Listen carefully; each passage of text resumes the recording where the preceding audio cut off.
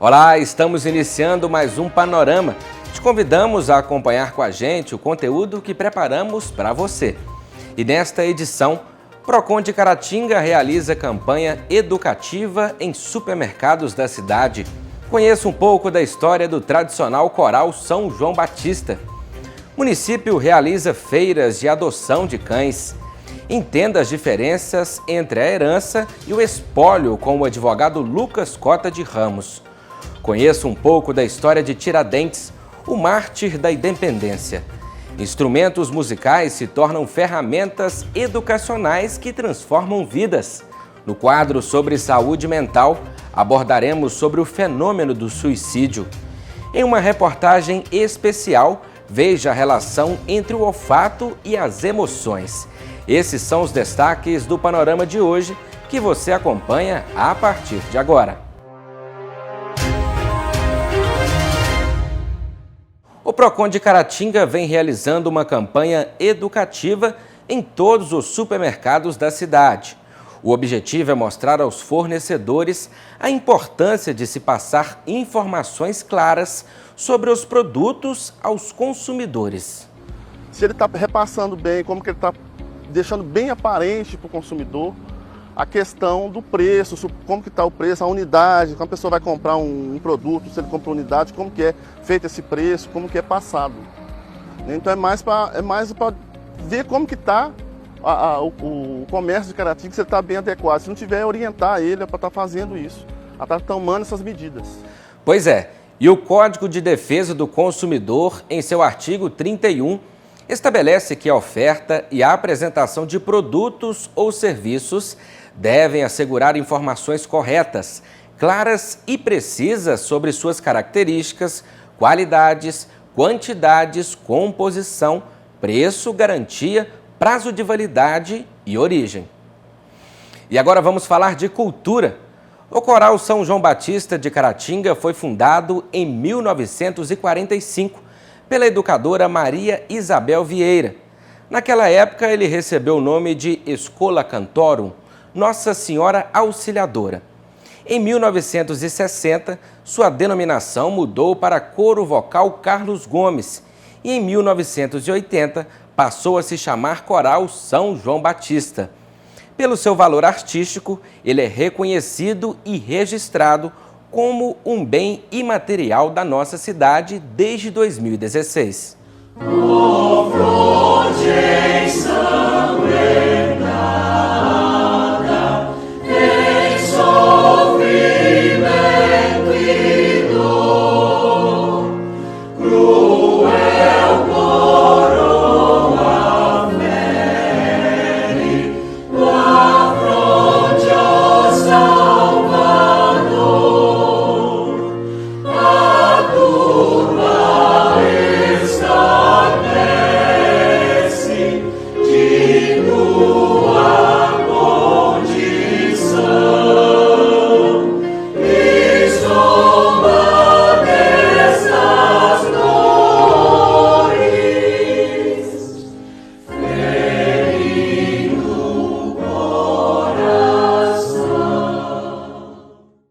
Esse trecho que acabamos de exibir trata-se de uma gravação que o Coral São João Batista fez em alusão à Paixão de Cristo, celebrada há alguns dias.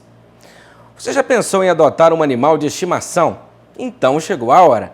A partir de agora, em todas as primeiras e últimas sextas-feiras de cada mês, serão realizadas exposições para a adoção de cães em Caratinga. As feiras acontecem de 8 da manhã ao meio-dia, na Praça Cesário Alvim, no centro da cidade. Nós temos aqui animais de todos os portes, de todos os tamanhos, vacinados, vermifugados, castrados e com microchip, né? Então, esses animais eles estão disponíveis para adoção. É importante que quem tenha interesse venha com o documento em mão, RG, CPF e o comprovante de residência, né? Trazer também uma coleirinha. E eu tenho certeza que algum deles vai encaixar, né, no que vocês procuram, no que pode atender, né, em relação ao porte. São animais muito dóceis, que já têm um bom convívio com outros animais, então é de fácil adaptação. E, né, procuram uma adoção responsável, né, um tutor que se dedique, que tenha a consciência de que são animais que foram retirados da rua em situação de maus tratos e abandono, foram recuperados, reabilitados, estão com plena saúde e prontos, né, para viver muito felizes e ter muito amor, e é tudo isso que eles merecem. Você provavelmente já ouviu falar em herança e espólio, mas sabe a diferença entre os termos? Eles são bastante utilizados no direito sucessório, mas é comum ocorrer dúvidas com relação aos seus significados. A seguir, vamos saber mais sobre esse assunto com o advogado Lucas Cota de Ramos. Diferença básica entre herança e espólio. Quando alguém falece, acontece a chamada sucessão causa-mortis. E essa sucessão causa-mortis pode se dar de duas formas. Pode ser por herança ou pode ser por legado. Herança nada mais é do que o conjunto de bens deixados pela pessoa que falece, no caso aqui chamado de cujos, excluídos os bens legados. Como assim? Se uma pessoa faz um testamento, por exemplo, deixando um de seus bens, um carro, para uma certa pessoa, quando ele deixa esse certo carro para uma certa pessoa, ele está fazendo um legado. Todo o resto, ou seja, todos os bens que não foram especificados para certas pessoas, a gente chamará de herança. Então, herança é o conjunto de bens deixados por uma pessoa que falece, excluídos os bens legados. Porque esses bens legados, esses serão de maneira apartada, né? A sua transmissão será observada, claro, no processo de inventário e de partilha, só que uma coisa é a herança, outra coisa é o legado. O legado são esses bens que são individualizados para pessoas certas e determinadas. Já o restante é chamado de herança. Então, se a pessoa falece e deixa um certo carro para uma certa pessoa, isso é legado. E se ela deixa o restante do patrimônio, metade para a pessoa A e metade para a pessoa B, essa pessoa A e essa pessoa B estão herdando aquele restante. 50% para cada uma, eles estão herdando o restante, só que o legado já foi destacado. Aquele carro para outra pessoa, o terceiro, que foi já especificado, primeiro retira-se esse carro do montante patrimonial e o que sobrar fica para os demais herdeiros, ok? Então essa é a diferença básica entre legado e herança. Já o espólio é o conjunto desse todo. Espólio vai abranger, portanto, tanto a herança como também o legado. Espólio é o conjunto de bens deixados pela pessoa física, ok? A pessoa física falece, tudo que ela deixou, seja determinado ou não, para uma pessoa específica ou não, seja estando em testamento ou não, ainda que não haja testamento, tudo que ela deixou a gente pode chamar de espólio, desde que quem faleça seja uma pessoa física. Porque a pessoa jurídica, obviamente, não falece, mas também acaba. E quando acaba a pessoa jurídica, ela deixa a chamada massa falida. É diferente, tá? Espólio é um termo usado para pessoa física, para pessoa natural. A pessoa natural falece, tudo que ela deixa é o espólio. E nesse espólio a gente pode separar o que é herança e separar o que é legado, se essa pessoa que faleceu antes, ela fez um testamento especificando bens para pessoas determinadas, o chamado legado que nós vimos. Então, basicamente, essa é a diferença entre herança e espólio. São termos parecidos, mas que não podem ser confundidos. Se precisar de alguma atenção mais especializada sobre assuntos do universo do direito, é importante procurar a orientação de um profissional da sua confiança. E ainda hoje você vai ver por aqui o que Tiradentes representa para a história do nosso país. Vamos saber também qual é a importância da música. O psicólogo Caio César Gomes nos traz uma reflexão sobre o fenômeno do suicídio. E em uma reportagem especial, veja qual é a relação entre o olfato e as nossas emoções.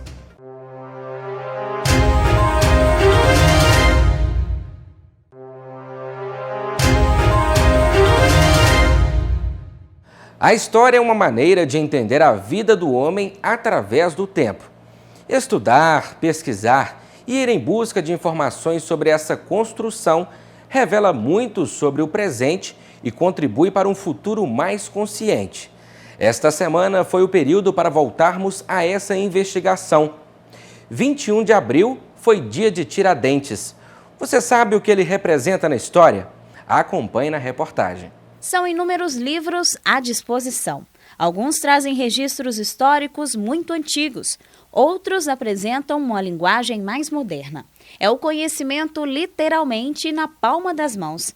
As bibliotecas carregam a história por meio das palavras.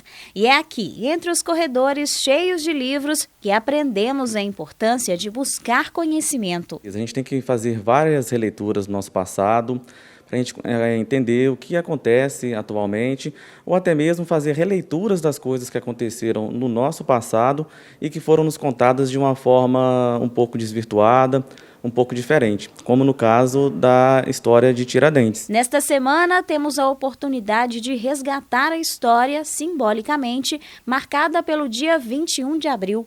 Joaquim José da Silva Xavier morreu nesta data em 1792. Tiradentes foi elevado como um grande herói nacional. Mas para saber como isso aconteceu, é preciso voltar no tempo para entender o contexto da época. Tiradentes, ele é um grande personagem histórico, inclusive um dos mais controversos da nossa história, que ele começa a ganhar figura, digamos assim, com o movimento da Inconfidência Mineira, que aconteceu em Vila Rica, quando Tiradentes, juntamente com outros representantes da elite, como padres, mineradores, grandes latifundiários, começaram a confabular contra a coroa portuguesa, que inclusive foi um movimento que a gente tem de separatismo, né, entre a colônia e Portugal. Mesmo que seja um separatismo assim, meio bairrista, foi um movimento muito importante para a história, né, dos movimentos, assim, vamos colocar, uma gênese dos movimentos republicanos. Então, um dos motivos que os inconfidentes, né, eles questionavam, era a cobrança exagerada dos impostos, entre eles o quinto, que é conhecido como quinto dos infernos, né, como uma expressão popular, e a derrama, que seria a cobrança de 1.500 quilos de ouro anualmente. Então, eles juntaram, fizeram várias reuniões com um objetivo de armar mesmo esse movimento contra a coroa portuguesa. Só que o movimento ele foi traído por integrantes do próprio movimento e as pessoas envolvidas foram condenadas. Dentre esses condenados, destacamos 12. Dentre esses 12, Tiradentes foi o único que foi condenado à morte, né? Inclusive, do movimento, ele era o único que podemos dizer que era pobre. Os demais representavam a elite. Por esse motivo, o correto é usar conjuração mineira. Quem explica mais sobre isso é o historiador professor Sebastião Ricardo. A Inconfidência Mineira, o movimento, ele foi bastante importante para a nossa história, né, enquanto movimento separatista, que pensava em algo mais republicano. A propósito, é importante até separar também. Inconfidência é um nome que a gente não utiliza muito mais, porque inconfidência seria coisa de traidor da pátria. E, na verdade, não estava traindo a pátria, estava querendo uma pátria, né? A gente fala, então, configuração mineira. Então, é importante a gente trazer essa participação de Tiradentes, né, que, de fato, ele foi importante, e fazer releituras históricas para a gente entender, de fato, como que foi a participação dele, como foi a participação de outros integrantes do movimento, por que transformamos Tiradentes em um mito, em um herói nacional. Então, é sempre importante a gente pegar essa data, esse feriado, para relembrar um pouquinho, fazer reflexões históricas, para a gente ampliar o nosso conhecimento. Nesse contexto, o movimento ficou conhecido por querer um Brasil independente a partir da proclamação da República, quando foi necessário criar um caráter identitário e um ideal de nação. Assim, fizeram uma leitura um pouco mais romantizada da conspiração e elevaram Tiradentes como uma figura que marca a história. Tiradentes ele foi transformado em um herói. Por que eu digo transformado? No período da República, da proclamação da República, foi necessário dar uma característica nova à questão cultural, à questão de identidade nacional. E quem melhor do que Tiradentes nesse sentido, né? Apesar de que, como eu disse, foi fruto, né, de um movimento, podemos dizer assim. Então, no período da proclamação da República, Tiradentes ele foi escolhido para representar o grande herói nacional, o grande herói brasileiro.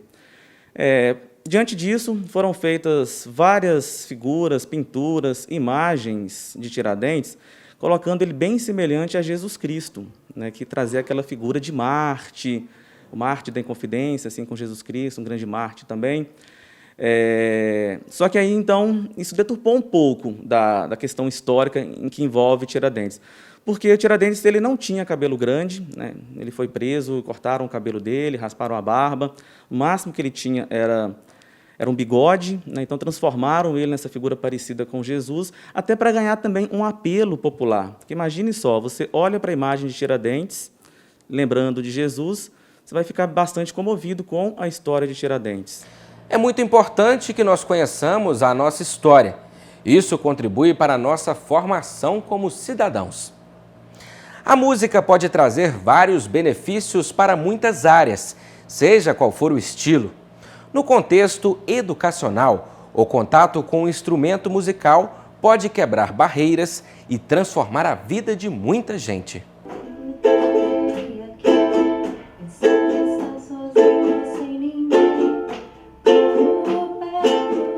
Com todo o amor que Patrícia Rocinol, professora de música, leva um ensinamento para seus alunos. Por meio dos dedilhados e notas musicais, são transmitidos os mais diversos sentimentos, esses que têm o poder de criar laços para uma vida toda. A música é reconhecida por muitos pesquisadores como uma espécie de modalidade que desenvolve a mente humana, promove o equilíbrio, proporciona um estado agradável de bem-estar, facilitando a concentração e o desenvolvimento de raciocínio. A música, ela trabalha com o nosso cérebro como um todo, né? Então, assim, a gente não consegue ter novos neurônios, mas a gente consegue ter uma nova conexão neural. Então, são as chamadas sinapses cerebrais. Então, a gente, trabalhando com a música, a gente consegue, vamos dizer assim, fazer esse cérebro mais potente, vamos dizer assim, um cérebro mais forte. Por quê? A gente tem mais conexões entre esses neurônios e eles conversam melhor entre si. Nos últimos anos, a música tem registrado uma procura maior voltada para o lado da saúde. Atualmente, já é possível notar o benefício obtido por meio da prática musical, que pode ser realizada desde crianças até adultos. Antes, a música ela era comparada, muitas vezes usada, na época dos gregos, usada como uma forma terapêutica. Inclusive, os profissionais músicos eles eram considerados como equivalentes a um profissional da medicina. E isso foi caindo com o tempo, mas hoje já se vê o benefício que isso traz para a saúde de cada indivíduo, sendo criança, bebês, jovens, adultos, idosos, não importa a idade. Esse benefício ele é sentido a partir do primeiro contato que eu percebo, a partir do primeiro contato com esse aluno, já na outra aula eu já percebo uma grande diferença. Existe também o desenvolvimento da musicoterapia, que é conhecida pelo uso da música num contexto clínico, educacional e social, para prevenção e apoio a problemas de saúde mental, promovendo qualidade de vida e bem-estar.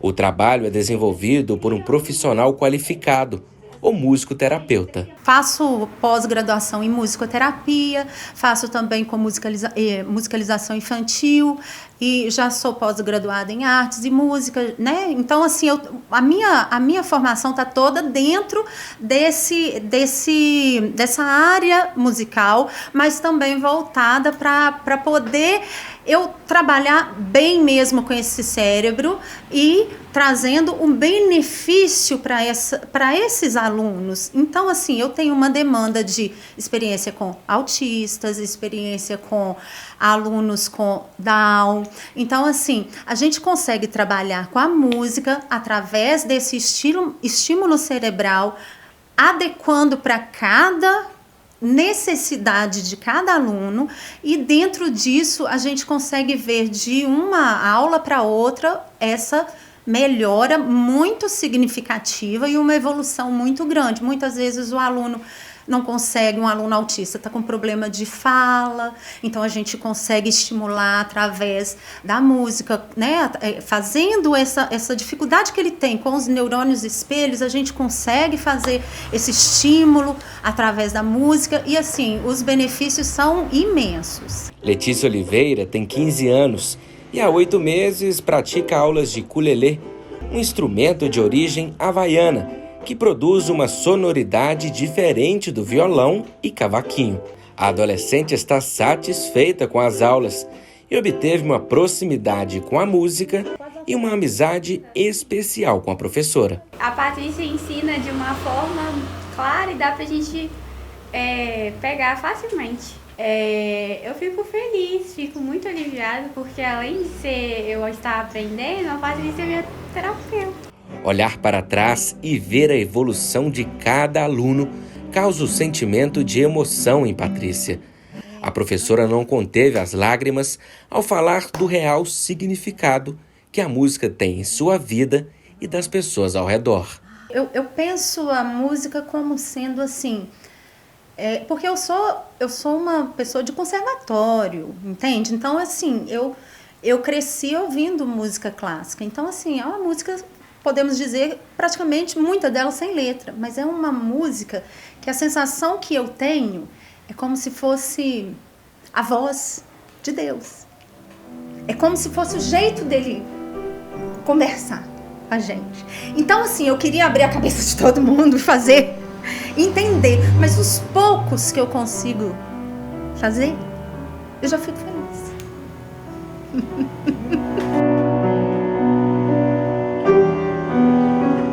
A música realmente tem um papel importante no desenvolvimento das pessoas, principalmente as especiais. O suicídio é um fenômeno amplamente estudado por cientistas com o intuito de compreendê-lo, o que ajuda no aperfeiçoamento do manejo para impedir sua execução.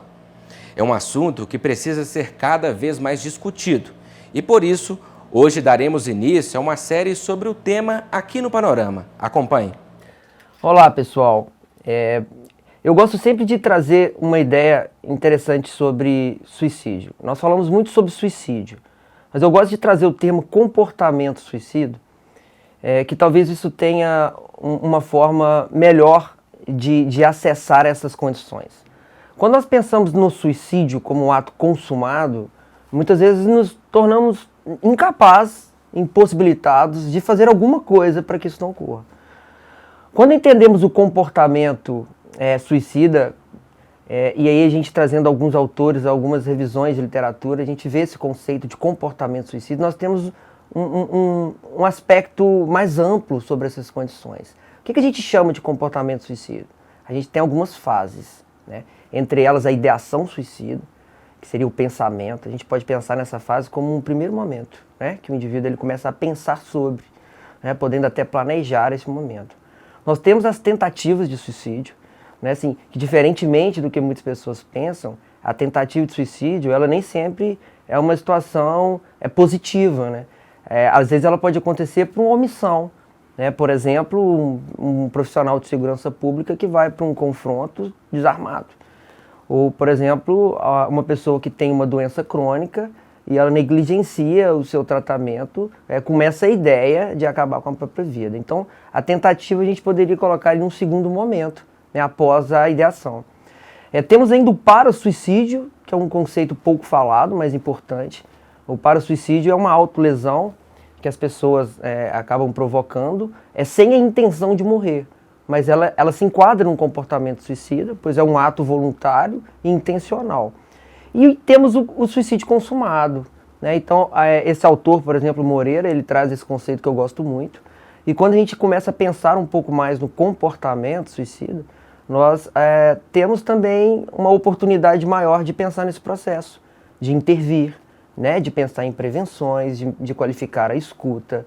Então eu deixo aqui essa ideia, essa reflexão, para que a gente possa mais pensar, né, nesse comportamento como uma forma de manifestação, de processo, e não somente no suicídio como uma causa inevitável, uma causa fatal.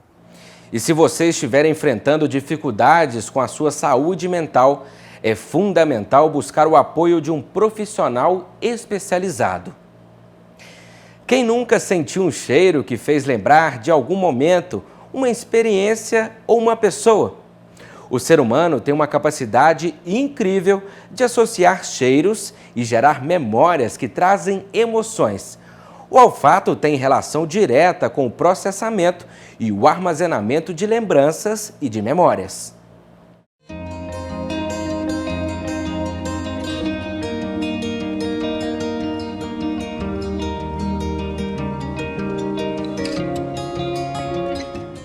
Ainda não foi inventada uma máquina do tempo, mas é certo que nossa memória olfativa tem o poder de nos transportar em poucos instantes para momentos inesquecíveis. Não é mesmo, Pamela? Eu lembro bastante da comida da minha mãe, porque eu não moro mais com ela, então eu sinto bastante falta de ter aquela comida todo dia, aquele cheirinho, né, de comida especial só da minha mãe.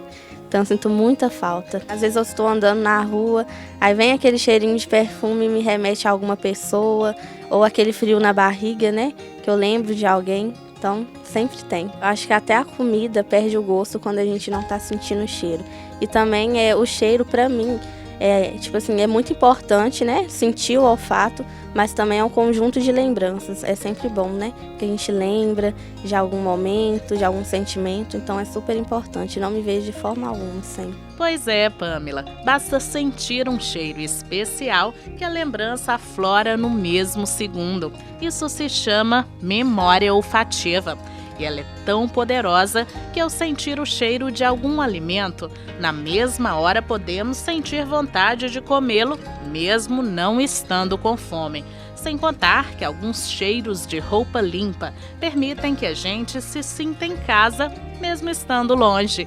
Os cheiros têm tudo a ver com as emoções, sejam elas acolhedoras ou não. Como que é importante, né? Às vezes as pessoas não percebem tanto como que o cheiro ele vai influenciar nas nossas emoções, né? E ele traz essas memórias afetivas que a gente fala.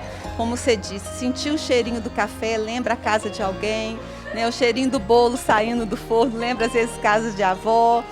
Mas o que é mais importante a gente pensar que como que esse olfato ou os nossos órgãos dos sentidos, né? O paladar, o tato, eles vão ser muito importante para as nossas emoções. É algo que vem do que nós sentimos e o corpo responde a isso, né? Quando temos medo, por exemplo, o corpo reage diante dessa emoção, ou quando estamos, né, com uma emoção muito positiva, muito agradável, o corpo também responde a isso. Então o olfato, né, como esse sentido assim tão importante, ele também traz respostas emocionais para o nosso corpo e para a gente. Simples aspirar e basta. Qualquer cheiro é suficiente para despertar fome, provocar atração ou repulsa, trazer de volta cenas do passado. Cheirar é se emocionar sempre, mas na maioria das vezes isso é tão sutil que a gente não dá a devida importância ao olfato e acaba torcendo o nariz para ele. Às vezes as pessoas não se dão conta da importância do olfato. Como é algo muito natural, sentimos cheiro o tempo todo, né? É algo do nosso, é uma função fisiológica a respiração. Então a gente às vezes nem percebe tanto. Acho que depois da pandemia isso ficou muito mais intensificado, né? E começa a se valorizar mais essa função, né? Que às vezes não se percebia.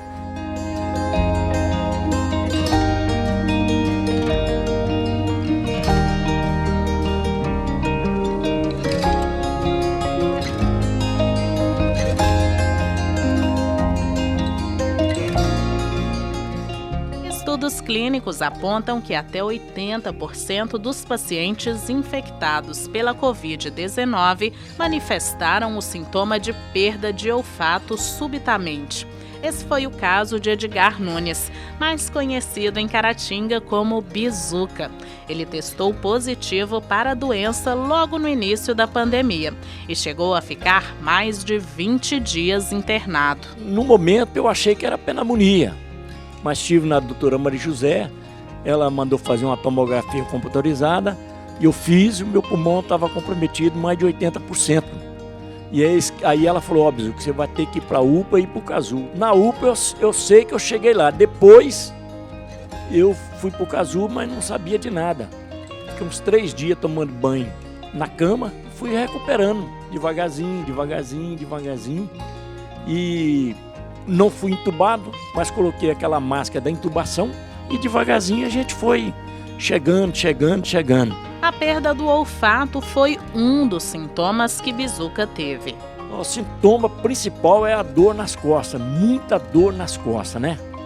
E depois também eu estava ruim para comer, sabe? Não tinha vontade de comer, não tinha, assim, paladar. Mesmo quando eu voltei para casa também, eu custava a comer, o cheiro daquela comida, eu não estava sentindo ele e tal. Eu fiquei bastante, assim, debilitado, né?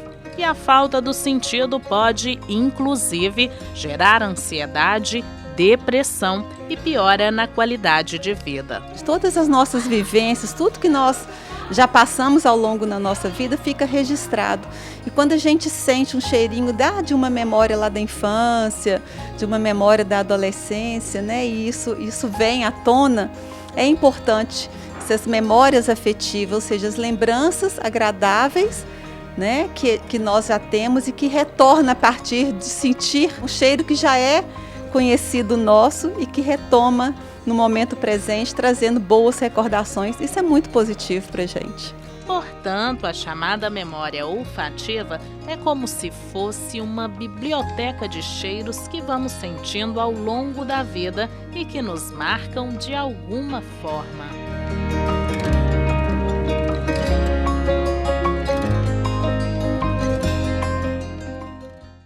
E é com essa reportagem especial que vamos encerrando mais uma edição especial do Panorama.